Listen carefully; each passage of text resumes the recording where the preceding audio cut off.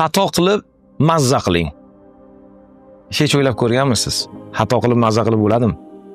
Bizga yoshligimizdan bitta narsani o'rgatishgan, xato qilsang agar jazolanasan. Xato qilish bu juda yomon, xato qilma. Men bu narsaga ozgina qarshiman. Sababi dunyodagi eng buyuk insonlar faqat xatolar ortidangina buyuk bo'lgan. Thomas Edison, o'zbekmas lampochka ostida o'tirib, spiral lampochka. Bu lampochkani ixtiro qilish uchun 10,000 marta xato qilgan. Unga aytganlar, 10,000 marta siz xato qildingizmi deganlarda, yo'q. Men 10,000 ta eksperiment qildimki, shu lampochkani ixtiro qilish uchun, topish uchun. Ya'ni mana shu natijaga erishish uchun 10,000 marta harakat qilib ko'rdim deganlar. Ya'ni u o'zini xato deb hisoblamaydi, 10,000 marta qilganini. Eksperiment deb hisoblaydi. Steve Jobs, Apple kompaniyasini yaratgan inson. Tasavvur qiling, Apple kompaniyasi uni haydab yubordilar ishdan. O'zini kompaniyasidan ishdan haydab yubordilar va yana qanchadir vaqtdan keyin o'tib kompaniyaga qaytib iPhone'ni o'ylab topadi. Dunyodagi eng zo'r produktni o'ylab topadi. Ya'ni xato qiladi, o'zini kompaniyasi ishdan haydaladi, keyin xatosini tushunib yetib qaytib kelib Apple'ni o'ylab topadi. Mana to'g'riroq iPhone'ni o'ylab topadi va dunyodagi eng zo'r produktni. Elon Musk 3 marta osmonga raketa uchiradi.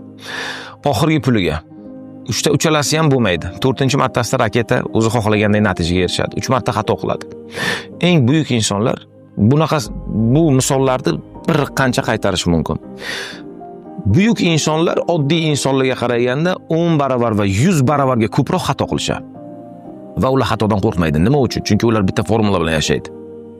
Harakat qil, xato qil, xulosa qil, to'g'rila. Yana boshqatdan harakat qil. Agar mana shu formulani o'zingizning hayotingizga agar jalb qilsangiz, o'zingizning hayotingizga odat qilib olsangiz agar, bu siz uchun buyuklik sari birinchi qadam bo'ladi.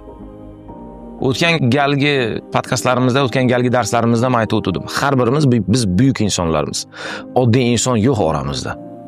Tasavvur qiling, bitta orol bor.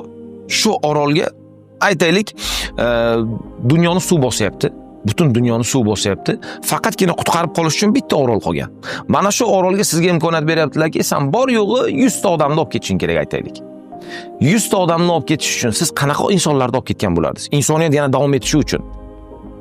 Mana shu insoniyat yana davom etib ketishi uchun siz kerakli insonlarni, qobiliyati bor, talanti bor, foydali insonlarni olib ketgan bo'lardingizmi orolga? Yoki bo'lmasam kerak emas, dangasa, ish yoqmas, yalqov insonlarni olib ketgan bo'lardingizmi? Albatta, insoniyat davom etishi uchun siz talantli, qobiliyatli insonlarni olib ketgan bo'lardingiz. Endi tasavvur qiling. Yaratgan egam dunyoga keraksiz insonni yaratishi mumkinmi? Yo'q. Har birimiz biz izbirinimiz. Ya'ni tanlanganmiz. Millionlab urug'lar ichidan biz yutib chiqqanmiz.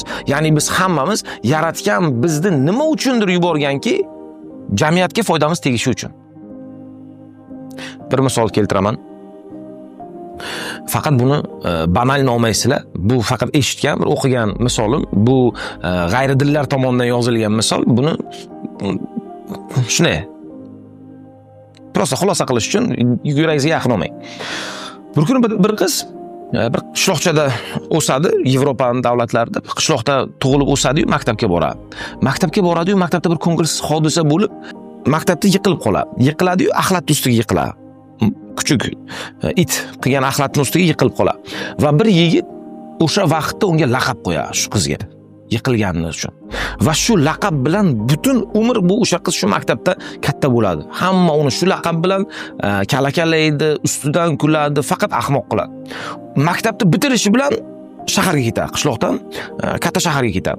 Katta shaharga borar ekan, u joyda o'zini topadi, institutlarda o'qiydi, katta natijalarga erishadi va o'sha institutda o'qigan bir yigit bilan tanishib, oila qurib, farzandi bo'ladilar. Bitta farzandi bo'ladilar. Va bir qancha yillar o'tgandan keyin bu farzandi prezident bo'ladi. O'sha davlatning prezidentiga aylanadi va millionlab insonlarning hayotiga foyda keltiradi. Tabiiyki bu qiz yoshi katta bo'lib olamdan o'tadi. Olamdan o'tsa agar ruslar ray deydi. Kitobda yozilgandek jannatga tushadi. Jannatga tushsa agar uni kalaka qilgan odam ham o'sha yerda jannatda. shikoyat qiladi. Qani farishtalar deydi, chaqiringlar bergan. Nima uchun bu odam meni hayotimni rasvo qildi-yu, shu men do'zaxga aylantirdi hayotimni, shu qishloqda men bosh ko'tara olmasdim shu laqab qo'ygani uchun. Mana shu bola sabab, shu itardi meni, shu yiqitdi meni, shu laqab qo'ydi, shu sabab men qishloqda necha yil qiynaldim. Nima uchun bu meni qiynab, azoblab nimaga kirdi, jannatga kirdi deganlarda, bu seni qiynagani emas. Buni missiyasi shunday edi deydilar. Ya'ni bu bolani yerga yuborilishdan o'zi maqsad shu seni yiqitish va sen shunaqa qiynalib qishloqdan chiqib shaharga borishing kerak edi. Va shaharda shu yigit bilan ko'rishib, farzandli bo'lib, shu farzanding prezident bo'lib, keyin mana shu xalqni qashshoqlikdan, qiyinchiliklardan qutqarish kerak edi. Bu aslida shuni bir missiyasi edi. Bu vazifa edi bolaga berilgan. Bu o'z vazifasini bajardi. Shuning uchun ham bu jannatda degan fikr bildiriladi. Ya'ni har bitta odam har birimiz bilan bo'layotgan hodisalar bu hammasi bizni kuchliroq bo'lishimiz uchun, to'g'ri yo'l tanlashimiz uchun. Xatolar, biz qiladigan xatolarimiz bizni ba'zi to'g'ri yo'lga yo'naltiradigan narsalar.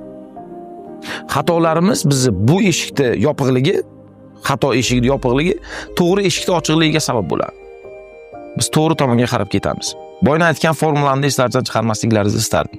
Bu hayotingizdagi eng kerakli formuladan biri bo'lishi mumkin. Xato qilishdan qo'rqmang. Kim xato qilishdan qo'rqmaydi?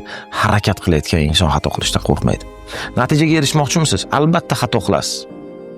Beayb Parvardigor, biz shunaqa yaralganmiz. Biz xato qilishimiz kerak. Biz bilmaymiz nima bo'lishini, ertaga nima bo'lishini bilmaymiz. Faqat nima qila olamiz? Biz harakat qila olamiz.